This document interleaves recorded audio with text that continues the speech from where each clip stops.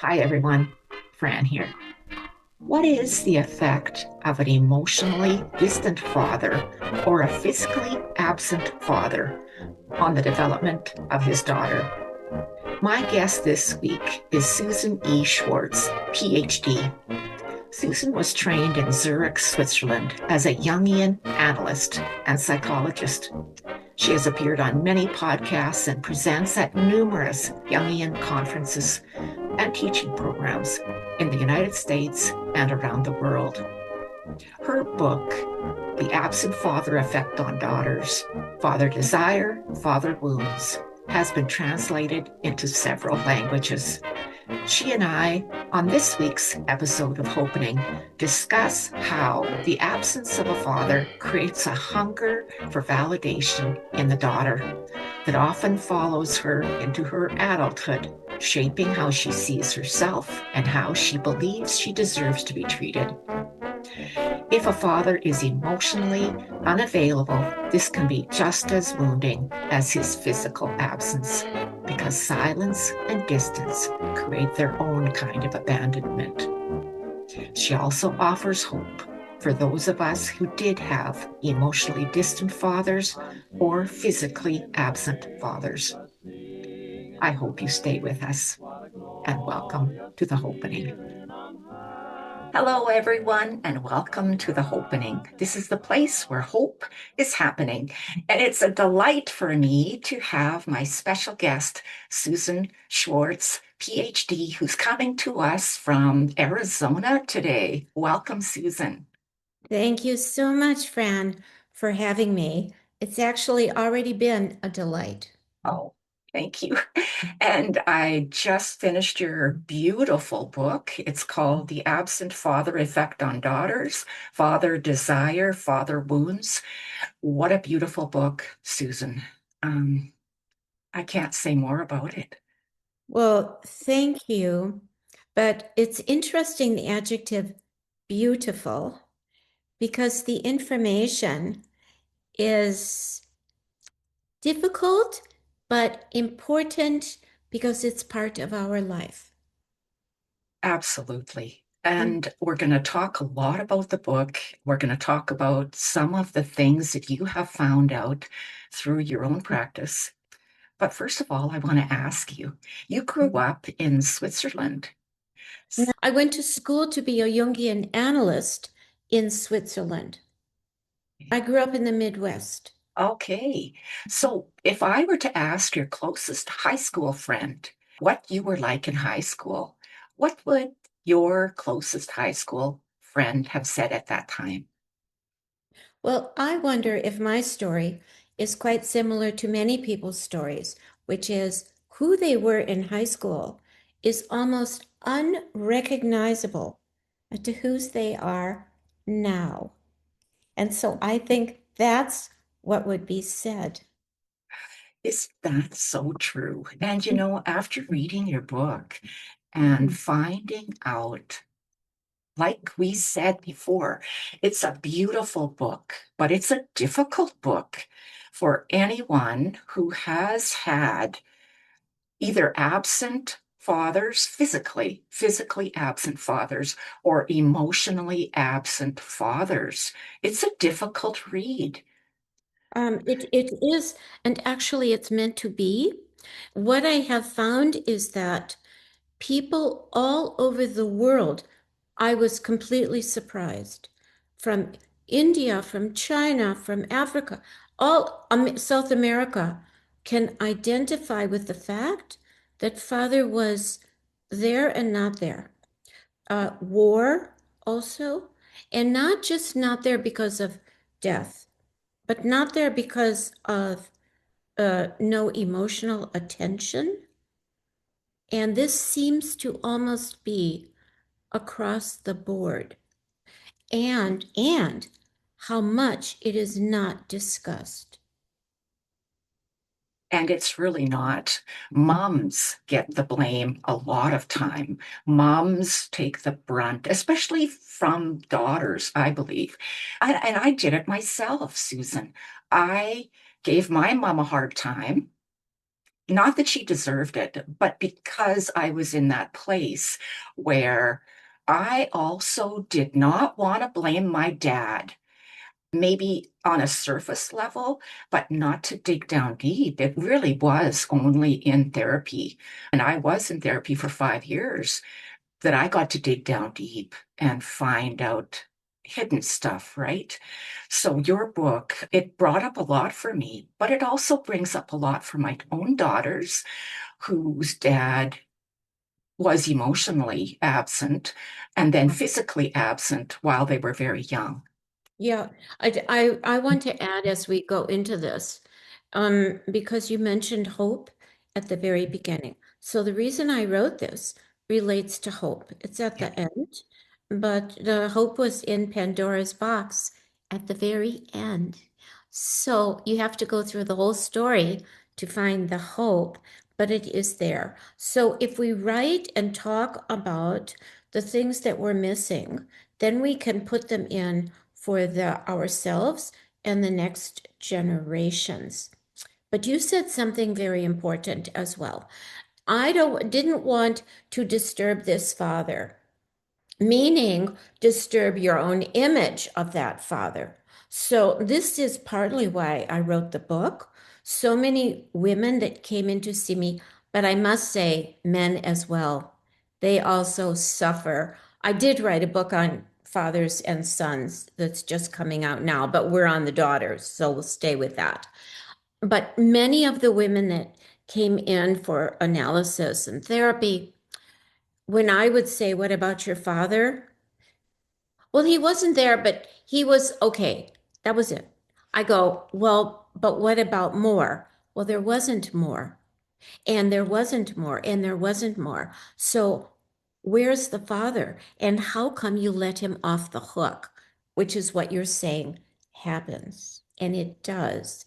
Because for some, there's nothing there. So when I talk about absence, it is also emotionally dead inside. It's kind of more than he's, too introverted. It's where is the life force in the father? And if he doesn't have it, what does he pass to the daughter? So she's looking for interaction. She can't find it because he's not there. Yeah. You talk about the reflection that daughters see themselves reflected in their dad. Yes. So a present father who is unemotional, not emotionally present. What happens with the daughter who's got an emotionally absent father? The question is, how does she develop herself? So it is not just the father that does it, but any parent. So we're talking again about the father here. If you're looking to the parent, which you do automatically when you're born, you look to the parent, and the parent looks blank. Then what do you see? You don't see yourself reflected. Or the daughter, and this is old, but I think it's still current. The daughter is female, and the father cannot adequately reflect all the qualities that a female has. So for some, she is a disappointment just because she's a she. That's still true in many cultures and also in the United States. And she does not see her natural qualities reflected, her brains, her athletic ability, her ability to relate, her ability to do science, whatever it is. The reflectedness is not there, as in a mirror. So if you look in the mirror, you want your father to be on, you could say, on the other side of the mirror, appreciating you. But if he can't appreciate himself, how will he appreciate his daughter? And if she does not get reflected, she will accept less. She will let the world walk over her. She will not expect more. And she won't get more.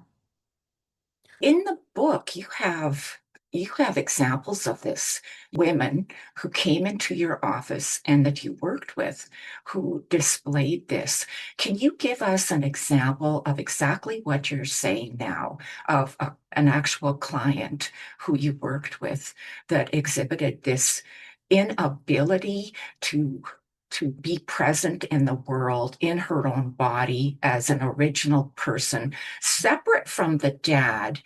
But you see, she's not separate from the dad. Mhm. So oftentimes she might have, this is classic, she has issues with food, whether she is anorexic, bulimic, or neither of them. Almost every female has issues with food or body or age or life course or choosing direction.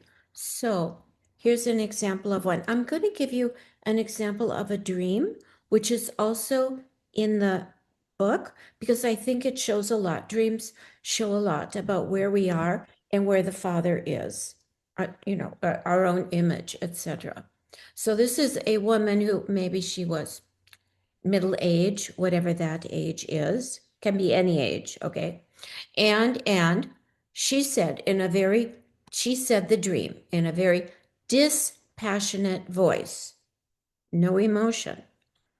So she has a dream. The father puts his hand on her thigh and as if he brands her and tells her now she is his. So I'm paraphrasing the dream a bit, because I don't remember it exactly. But the issue is now she is his. She is branded like a cow, like chattel, like the history of daughters who now belong to not themselves, but to their father. And as she told the dream, she had no reaction. There was no upset. There was no rebellion. There was no, this is wrong. And so there was the entire focus of what we needed to deal with, which was, thank goodness she was coming in for some kind of knowledge. Where is your life force? Where is your sense of self? Where is what you want? And are you living a life branded personally, in the family, culturally, in the religion, as the daughter who is now the property of the father, not herself? And so it is a path and a journey to figure it out, and essential to do so.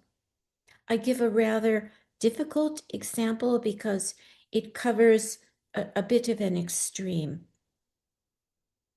Because I do think there has been an extreme absence of the value of the father in the lives of daughters. I believe that too. You give several examples in the book, right from the Old Testament. Absolutely. Because and here's our Western, part of our Western tradition is, what were those daughters? They all Yeah. belonged to the father who would tell them who to marry, what to do. But the whole idea for so many years has been you have no choice. You you get married and then you belong to the husband. Again, there's no question about what you want, what your gender identity is. Of course, that was a long time ago. Who you are. And that is the search that I think not just daughters need to go through, but also fathers. You see, because they never learned. Now, they don't get off the hook because they didn't learn at all. But if you think about it, the tradition of analysis with Freud, Carl Jung, Jung had uh, four daughters and one son. He wrote one essay on fathers, and not even fathers and daughters. So it was not even there. Same thing with Freud. The father was central, but not central in the sense that to give emotionally to the daughter. It was a very different era. But I think we have inherited that. And if we go transgenerationally back, we see how tenacious this has been. Also, in your book, you describe myths, common myths from Greek mythology and other traditions. We talked a little bit about Pandora's box, but there's Yeah. other myths that you've also described and talked about that really talk about the father-daughter relationship and how it impacted the daughter, her life, her growing up, her womanhood, but also sometimes her death. Can you give us an example of one of the myths that, I mean, we know these stories, and yet when we really think, we, I didn't think about that myth when I thought about the absent father. I was just thinking about a myth. Right. Well, so I'll mention in the Greek pantheon, okay, because it's our Western tradition. But so the Demeter and Persephone myth, which is a very popular one, mother-daughter, but who is the father? Who is the father? And the other piece is that with the agreement of Zeus, who I'm not sure was the father or not, but he was the father of the pantheon. He said, yes, it's okay if Persephone gets raped by Hades and taken down into the underworld. It's okay. So whether he's the father or the father figure, he is saying this is how the female daughter is betrayed by the father figure and how she will now grow up. That is not how you grow up. You don't grow up by being raped. But rape is also psychological and is also power driven. So Zeus, the king or the father of the Greek gods, had no trouble raping anyone he wanted. And what that does is it diminishes the choice of the daughter because she is overpowered. The woman with the dream that I said, she had no emotion because she had been overpowered for years. Um, the myths are important, also fairy tales. Also the Disney movies.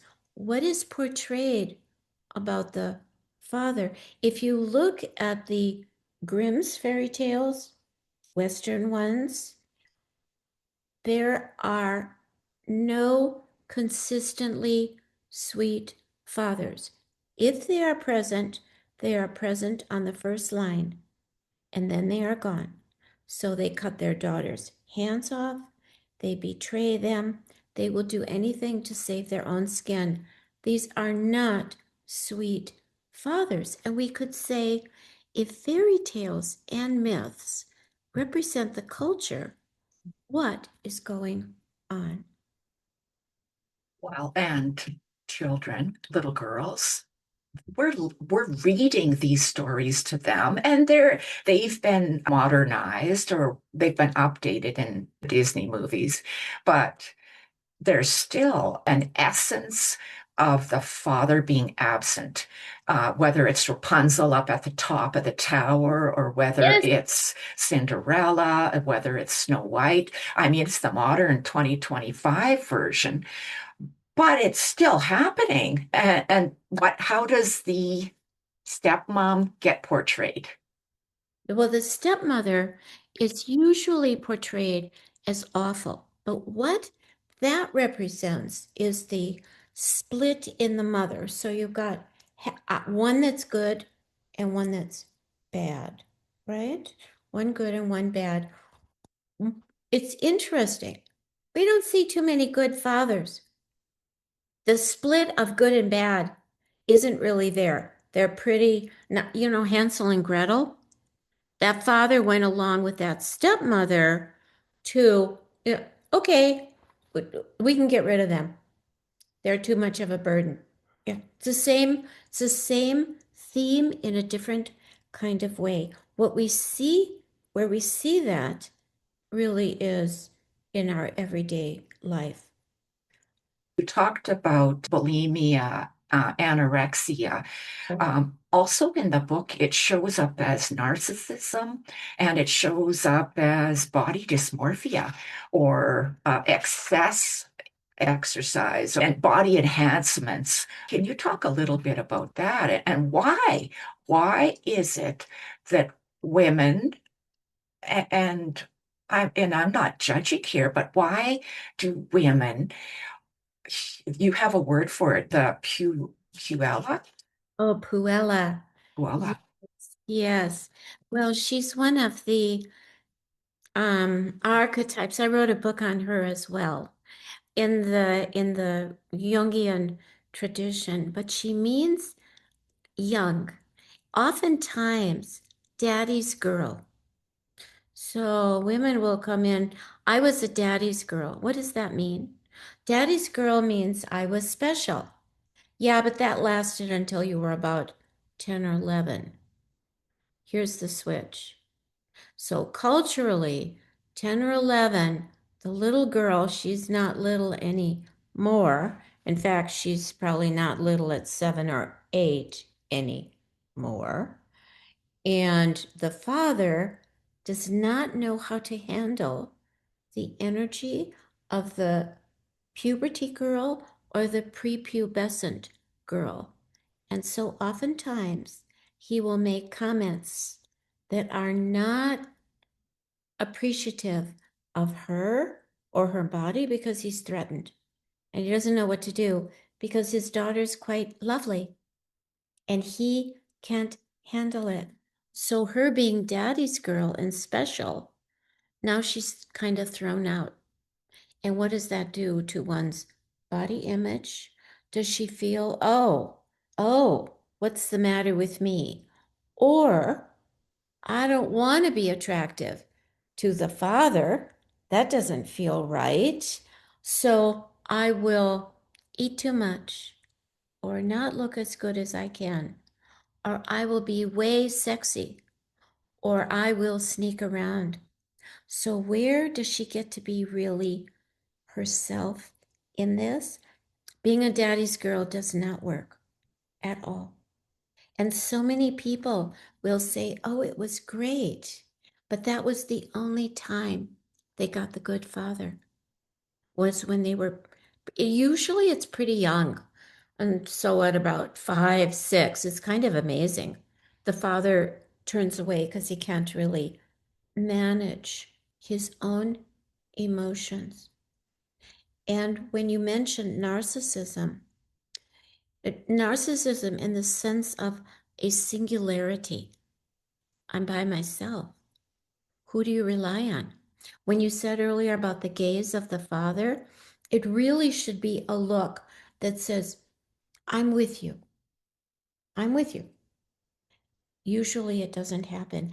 I'm not saying any of this to blame fathers, but it is more that has been a tremendous lack in the relatedness of fathers. They never had to. They never had to. And you're right, the mom was at home many years ago, and she was the one who was blamed for every problem that there was with children. Oh, so who was doing the blaming? Too much of a male-oriented world. It's not just in psychology or psychoanalysis. It's just kind of generally. You just peel the layers a little bit, and it's right there. So you could say narcissism, yes, but is the father also narcissistic in the sense of impenetrable? Can't get through lives emotionally isolated. It's a complex word which people throw around pretty freely now. So and so is a narcissist. But it really is a very, in a way, a very limiting way of being in the world, and you can't get close. So if the father is a narcissist, how do you get close? And that's the question in the absence. How do you get close to a father who isn't there and really doesn't change? Yeah, exactly. So when we talk about absent fathers emotionally, how does the dead father play into this? Mm. So you have several examples in your book as well about the dead father. I mean, there's nothing anybody can do about that other than remarry and have another father take the dead father's place. So what happens with the little girl who's got a dead father or the stepfather? How does that play into it? By dead, are you referring to actual dead or Yes. actual dead? Well, as with anything, it depends on how it's dealt with. If you deal with death in a very upfront way, people are able to mourn and grieve. The death is then, I think understood is the wrong word, but it's at least in the open. People can talk about it.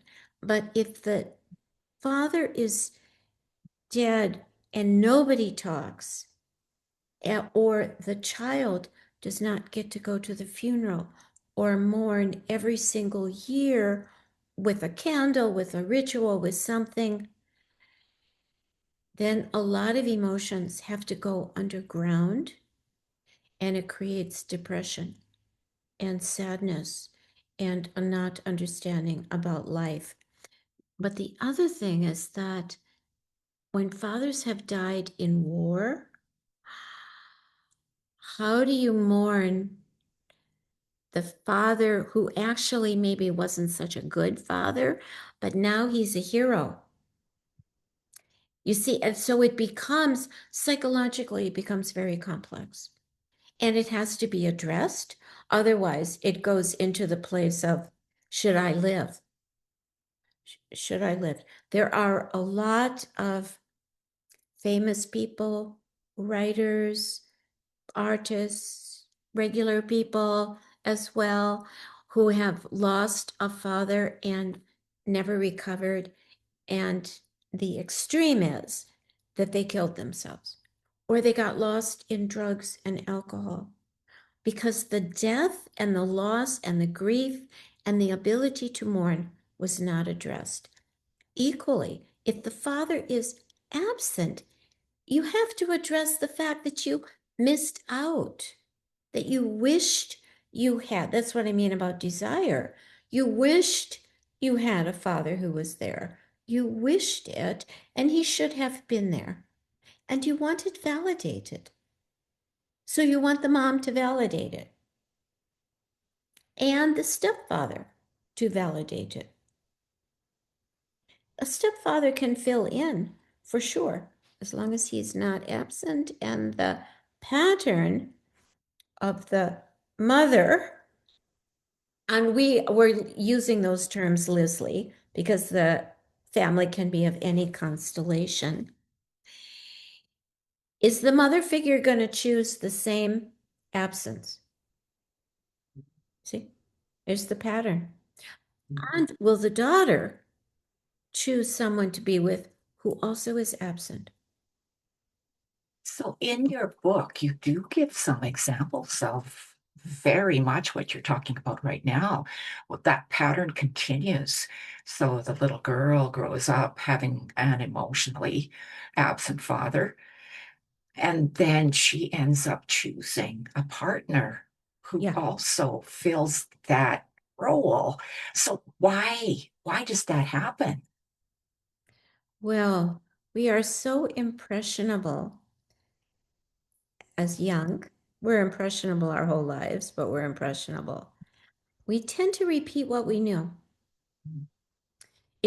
Unless you figure yourself out, we're all going to repeat exactly what we knew. And even when we said, I will never be like that. I promise I will never find anybody like that. I will be better. I will have more. It pulls, and so it requires consciousness. And therein lies the need and the helpfulness of getting help, because you can't do it alone. Nobody can analyze their dreams alone. I mean, you can, but you only get so far because you run up against your own defenses. And again, we're human. We tend to repeat the pattern of what we knew, even if it's destructive. Yeah. And that plays itself out generationally, generation to generation to Yes, generation. it does. And I just wanted to add as well, in the fairy tales, the princess always has to leave the father's house, Mhm. go to another land, and she finds somebody else. Now, people say, oh, that's just a heterosexual deal. She finds another man, she marries. But it's more complex. What happens is she leaves the land of the father, symbolically meaning she is on a journey to change. And she meets up with a different partner as also a part of herself who lives in a different land in a different way, and that's what has to happen. So it's not just she marries he or he marries she, but it is more, how are you going to unite with another part of yourself that will appreciate you, honor you, and give to you? So your book, The Absent Father Effect on Daughters, Father Desire, Father Wounds, it won an award in 2021 as the best clinical book of 2021. So your studies involved Jungian psychology, and I'm asking for myself and perhaps for my viewers, Yeah. what is it about Jungian psychology that you believe Mhm. holds the answers? You are a world famous expert on Jungian psychology. Why do you believe that this holds the answers? Well, let me say thank you very much for saying that. I'm the expert or an expert, but I know something about it. Why I like Jungian analysis and Jungian analytical psychology is that it goes deeper. So even talking about the myths, fairy tales, dreams, life situations, it is not just uncover the secret in 5 sessions and it's over. You mentioned 5 years. There is something about a consistency of attending to oneself deeply. The other piece that Jungian psychology deals with is truly to get to the core of oneself as much as possible, to bring the pieces of oneself together so that they're in interaction with each other, to understand the wounds and to, I don't know if we heal from the wounds, but we address them and we can see what is constructive in ourselves and also what is destructive. Jungian psychology also has what would be called a spiritual element, not religious, spiritual. So a lot of people do things like tarot, they throw the I Ching, their astrological chart, in addition to everything else, because we are very complex human beings. And you can't really do yourself alone. So if you're in relation to someone who is there with you, not telling you what to do. So analysis is a with process, but also looking at the difficult pieces and not going away from them, but addressing them. Another part, and I think this is important for our world today, is that we are not just individuals. We are part of a country and a family, a society, and a world. And what we learn about ourselves is going to impact all of those places, all of them. So I think that the discovery of one's inner world is incredibly important for us now, for our future, and also so we understand the past. So again, there should be, I think, a heavily, you could say, social or societal component to our psyches, to our sense of ourselves. It's very serious. Finding out about oneself, again, is complex, but also uh, certainly enlivening. So daughters who haven't had the helpful gaze of the father could feel dead themselves. But when they start to understand their own spark and their own way, they start to come alive. So again, it is the relational aspect, the political or social aspect, the internal focus, the depth of one's being that I think we do our whole lives. So we keep on uncovering over layer after layer, and relationships teach us about ourselves. So whatever our relationships are, they teach us who we are. In the book, you have lots of examples of dreams, and you talked about one already with the branding. Mm-hmm. But why are dreams so important? Why do we need to pay attention? And for myself, and now you're going to analyze me a bit, I seldom remember my dreams. Oh, I'll tell you, you're a perfect example in a way, so that the point can be made, which is all one needs to do is say, I'm open to my dreams, or I'd like to remember my dreams. And you do that every day, like a little mantra before you go to sleep for as long as it takes. And then the dreams know the door is open. And why are they important? Because they reveal parts of ourselves that we will not allow into our daily life. We will not be able to recognize what's going on. I give you another example about a dream of a woman. So she thinks, this woman thinks she has dealt with her father. I understand that, father, she says. I know what's going on. She didn't like him, so she thought she knew everything. But then she has a dream, and in the dream, she is married to Putin. Ooh, and she woke up realizing, I married him? What in my psyche is telling me, don't think you got away? You didn't get away. You're still with this guy. And as she woke up, so that's the issue. You wake up from a dream, you go into the unconscious and go to consciousness.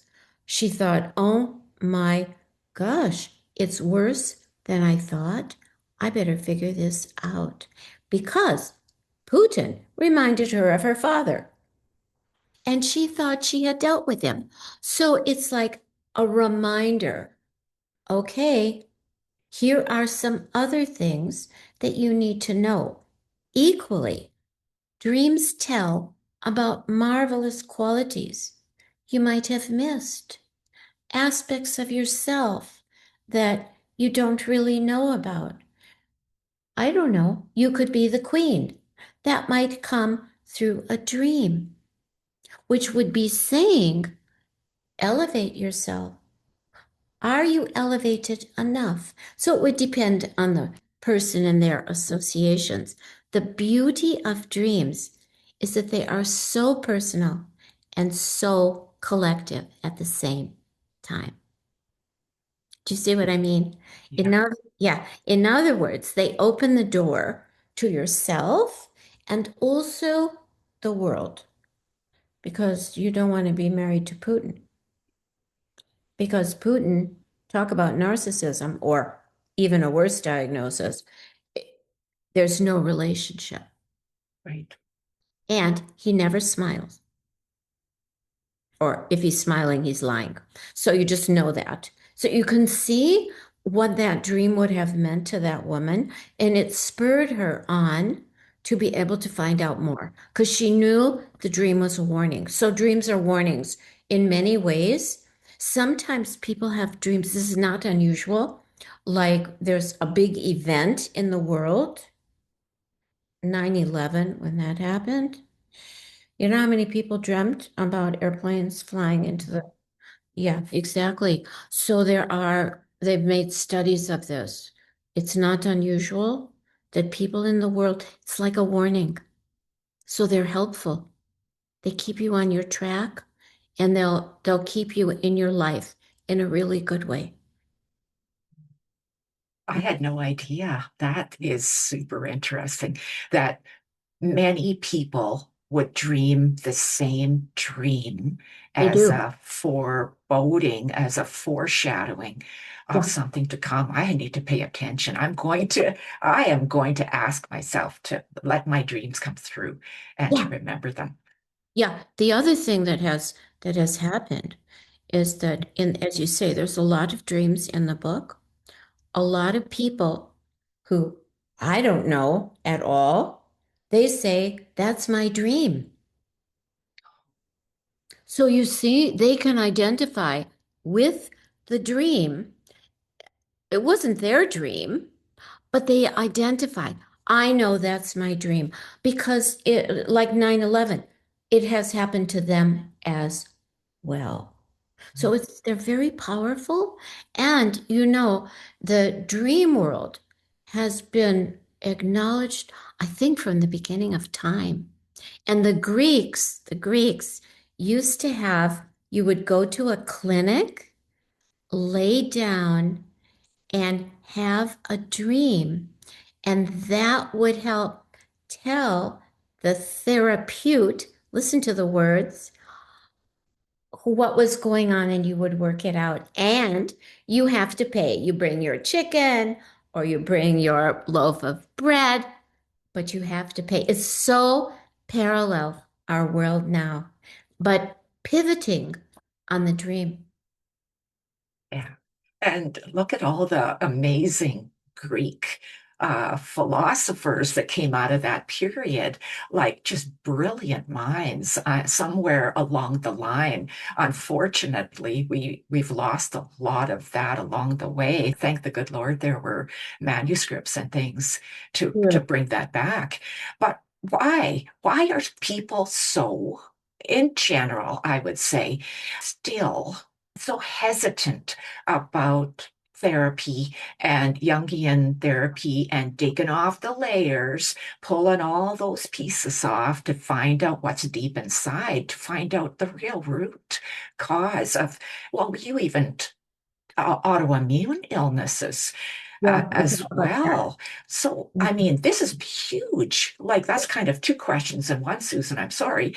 But autoimmune illnesses, how does that play into it? Well, I think I used this example, I'm not sure. But years ago, I saw someone who had autoimmune, it's not unusual, autoimmune disease. And they said to themselves before they went to bed, I want to know how I should exercise, what I should eat, what's good for me. The dream answered exactly. Now, dreams don't always answer, but you can always ask the question. They'll give you something. They will give you something for sure. But most people, one, are hesitant to know themselves and they're scared. They think some bad thing is happening there. So if you cover everything over with a bunch of whatever, then you don't have to know. It's called denial. I don't want to know really what's going on deeply. I probably can't handle it. Or it's just craziness.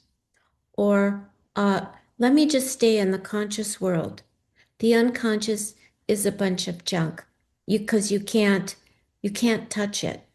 Well, you can certainly touch a dream. And the other thing about dreams is how many um, uh, discoveries have happened in dreams. Robert Louis Stevenson wrote Dr. Jekyll and Mr. Hyde from a dream. The carbon cycle was discovered in a dream. This in a dream, that in a dream. Amazing. But a lot of people don't want to know about their own depth. It's amazing. They don't want to find out. And so, if they don't, they won't. There will always be a certain amount of people who say, yes, I'm interested in the depth of the dream and myself. And I want to find out. Oftentimes, people get driven because they're in pain. And they say, I got to find something out, of course. But also, some people just naturally say, I'm really curious. Who am I? How did I get this way? I want to know. So the depths are scary because you can't really see the end at the beginning, but you can't see the end at the beginning of anything. So it's the same thing, you know? So, what would you suggest if there is a lady watching right now who's Yes. maybe going through a divorce or separation, or maybe her child, her young daughter, never had a relationship with a father? What would you suggest? Would you suggest that that little girl have therapy, or the mom have therapy, both have therapy? What would you recommend? I think it depends on the age of the child. Jung has this interesting, he talks a lot about the influence of the parents on the child, but the influence of the unconscious of the child. So the influence of the unconscious of the parent on the child. Right. Yeah. And so if the parent figures out where they're unconscious, the child will be probably okay. So I would say that if the mother is in distress, that it would be helpful if she sought some kind of depth work, not a quick fix, so she would really understand herself and herself at the age of her daughter. So she could help her daughter grow in ways that she liked and grow in ways that she wished she had. And that she would really honor what's going on inside of herself and search for answers, not out of, I'm not good enough, but out of this will benefit me, and I will then benefit my family and the world. And how about the dads that are listening right Yes. now, Yeah. or young men who plan on being a dad? Yes. What would you suggest for them? I would suggest the same thing. I would suggest, in a way, also that, and that's true for the moms too, that they really evaluate what they learned and how they wanted to be added to or be different, how they would like to have things expanded. So Jungian work is not based on pathology per se, but on let's expand the personality. And I think we all have a responsibility to go beyond what we learned and keep on growing and growing and growing. We're like gardens. Take the weeds out, make sure the flowers grow, and make sure we select the ones that we like. Same thing psychologically. I do think it's very important for men as well. And I think they have suffered, which is part of why I wrote the book as well, because they've suffered and being ignored. And it's up to all of us to not ignore each other. So, yes, look for it, search it out, and look for something that has depth and meaning, not just no meaning, but real meaning for oneself so that you feel like you're getting something deeply, deeply. Yeah. Not just memorize, do this, do this, do this, but from your core, listen to your own instincts, yourself, and learn how to do it. It's a process of learning if you didn't ever learn it. It's very important. And we don't want that generational pattern to continue any longer. It's almost a brand new year. It's almost 2026. Let's do something different, right? Let's start something different. Yes, I think you're right. And also, even as you say, towards the end of the year, it gets darker, Mhm. darker, darker. What is the expression? It's darkest before the dawn. Yeah. Psychologically, it's the truth as well. So don't be dissuaded by the darkness and know that the dark starts the new again. Day turns into night, night turns into day. I think there's something about going with the flow of the cycles of life that we might have gotten away from. And we want to stay within the flow of our lives, our bodies, and our climate, our world, how it is changing, and how we can adapt and stay related. So there's that. How we adapt and stay related in a very heartfelt and emotional way. Thank you so much, Susan. I can't recommend this book enough.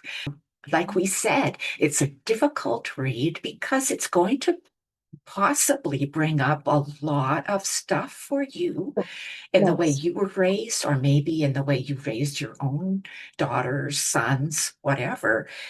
But like you said, we all have a choice. We can stay back there, but nobody's off the hook here. We all have to do our part to get well. And if we get well, then society gets well. I think so. Each individual totally counts because look at all the people or the people that hear this recording who will then the light bulb will come off, Right. which maybe it wouldn't have, but also your questions and comments, I think have covered a great deal of the material. So I appreciate that very much. And I appreciate you too. And Susan, how can people get a hold of you or find your books? I'm not sure if you're still practicing. Are you still practicing? Yes, I am. So they can get a hold of me on my website, which is www.susanschwartzphd.com. And all the books, there's quite a few, are on all the book online sites. And there might still be bookstores, so they might be there as well. Yeah. But that's how they can. Well, it's been a pleasure, Susan. Thank you so Um, much. thank And thank you to everyone who's joined us today. It's been a real privilege to hear your knowledge. And for those of us that maybe have been impacted by either an absent father physically or an emotionally absent father, it's really heartening to hear the words that there is hope, that we can change the cycle and break the pattern. So thank you so much, Susan. And thank you for having me. It was a delight. Thank you. Bye bye. Bye. This podcast and Inspired Healing Hypnotherapy do not provide medical advice. The information included here is not limited to text, graphics, images, or other material contained, and are for informational purposes only. No material in this podcast is intended to be a substitute for professional medical advice, diagnosis, or treatment. Always seek the advice of your physician or other qualified healthcare provider with any questions you may have regarding a medical condition or treatment, and before undertaking a new healthcare regimen. And never disregard professional medical advice or delay in seeking it because of something you have heard on this site.